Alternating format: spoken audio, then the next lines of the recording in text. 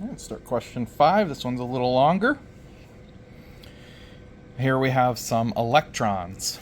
Okay, so pay attention to the wording on the problems. Electrons tell us a lot. It tells us what the charge is. This is going to be a negative, and it tells us that an electron carries one elemental charge, so we know what the charge is.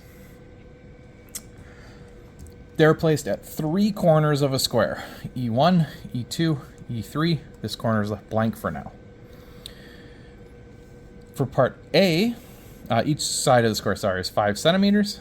Okay, so we'll have to do a little conversion there because we don't go with centimeters. For part A, it says calculate the electric field, not force, field, magnitude and direction at the center of the square. So for the first part, we want to find the electric field here at the center. Now, of course, in your homework it says these red arrows show the electric field vectors from the electron. These are red.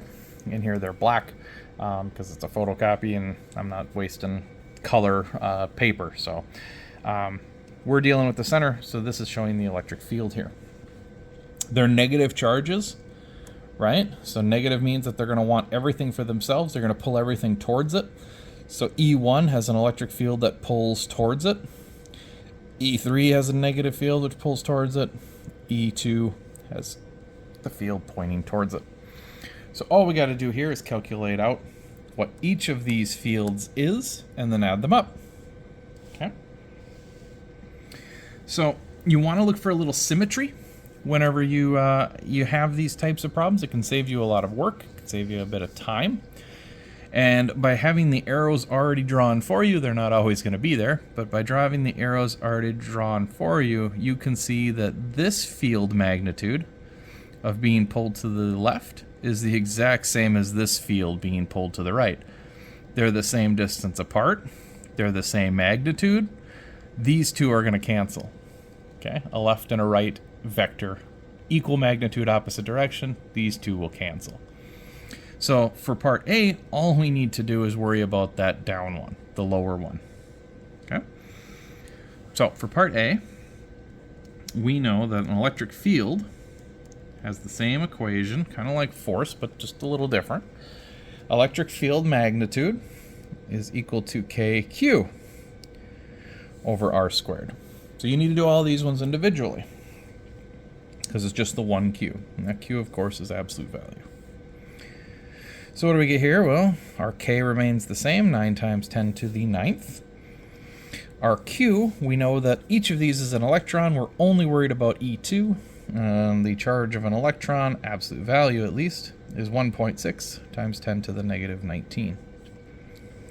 We're going to divide that by the radius. So that's the distance from here to here. Wow, what's that radius? Okay, this could be a little bit more challenging here.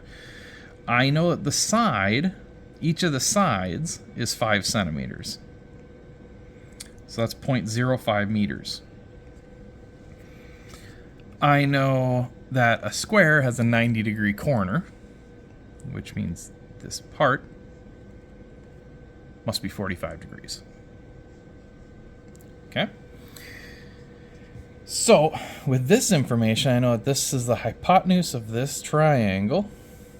I can then figure out which one of the side lengths is. Actually, I'll have both side lengths because it's a 45. So to figure that out, we're going to use SOHCAHTOA. I have the hypotenuse times, you can either do sine or cosine, it doesn't matter for this, 45 degrees.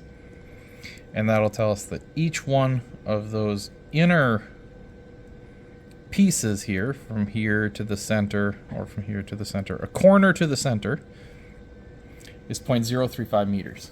So this one is a little bit more of a thinker. These problems get harder as we go. That needs to be your radius. 0.035 squared. Okay, that we can just plug in. And we get 1.18 times 10 to the negative 6th. Now, newtons for electric field, well, it's just the same as force, but it's divided by one of the charges. So it is newtons per coulomb, factor of force over charge, newtons per coulomb.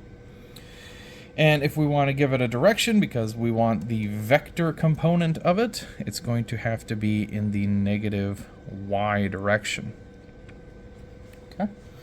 So you can see there's a couple of ways of writing it. You could obviously put this as a negative j. You could add the negative sign up to the front up here. I do see I'm just a hair off. I will fix that on the homework end of it. Using the book, I can be a little bit off because we round to the 9 times 10 to the 9th. So just a hair bit off from what you get versus what the book gets, or maybe what somebody else gets, depending on how they rounded. Is the big key factor. But in my class, it's fine if you're just a little bit off, as long as I know that you did the work correctly. Okay, that finishes out for part A. For part B,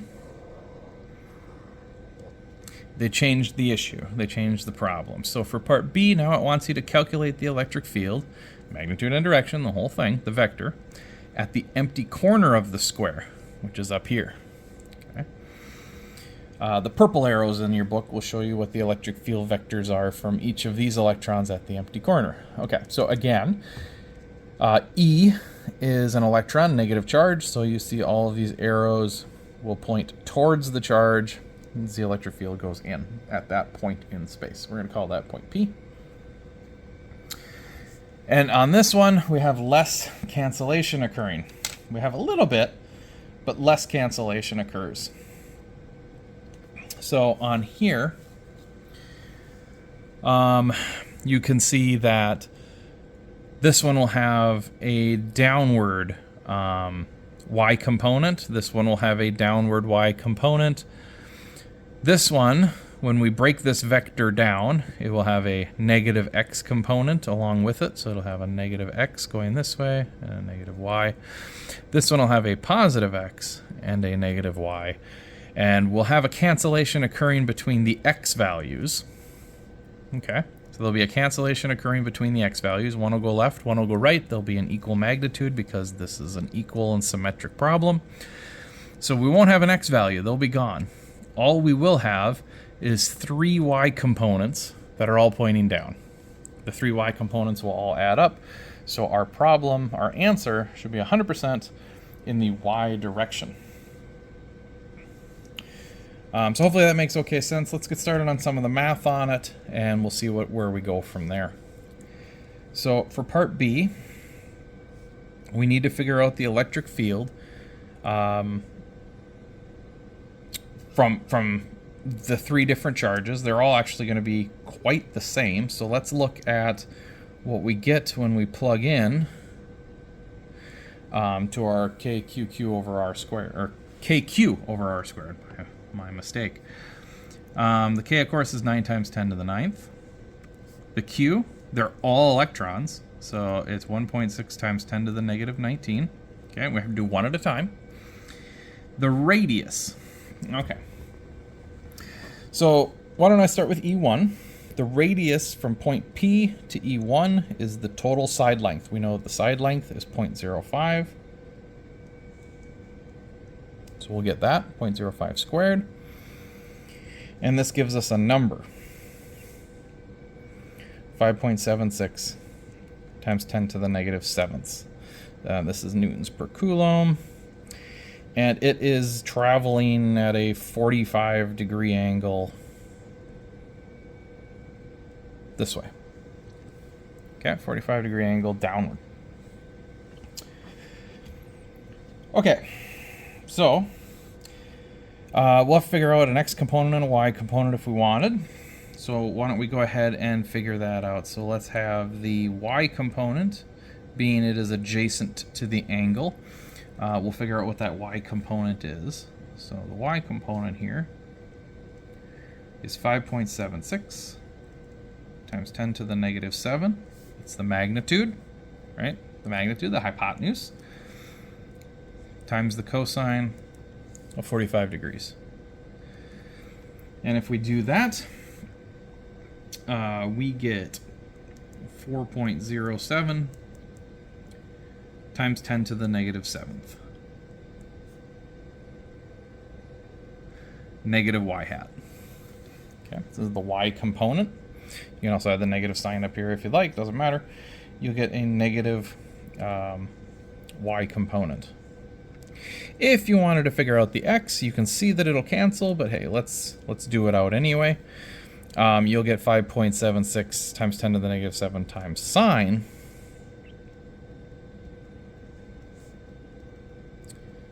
of 45, which is exactly the same number.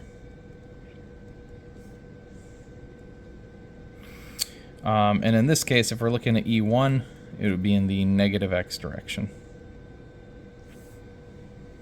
Okay? So this is everything from from E1. Okay? This is the two fields from E1. Okay? It pulls it down and it pulls it over in the negative x, which is exactly what it looks like in the picture, which is good. Now we need to do it for the other ones. So I'm going to jump to E3 because there's some symmetry here. E3, if I were to plug in the equation for E3, k would still be 9 times 10 to the 9th. The charge remains the same, 1.6 times 10 to the negative 19, and the distance remains the exact same. So E1 and E3 both have the exact same magnitude of the electric field. Okay, so what changes? Well, the y component of E3 is also negative. It's again at a 45, so it's also going to be a negative. The x component, however, will be a positive. Okay. So we're going to get 2 of these negative y factors, and we're going to get one negative x and one positive x. So now do you see how the x's cancel and it doesn't matter that we have them in there? So for E1 and E2, the x's will cancel and we're going to double the y. So the electric field of 1 and 2, if we add them up, we'll get 2 times this. So we're going to get 8.14. Well, if you have it out in your calculator, it's 8.15. It does round up. I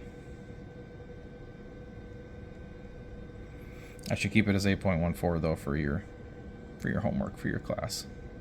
Okay, so you can easily see here, 2 of these is going to give us 8.14 times 10 to the negative 7 newtons per coulomb, and it's in the negative y direction.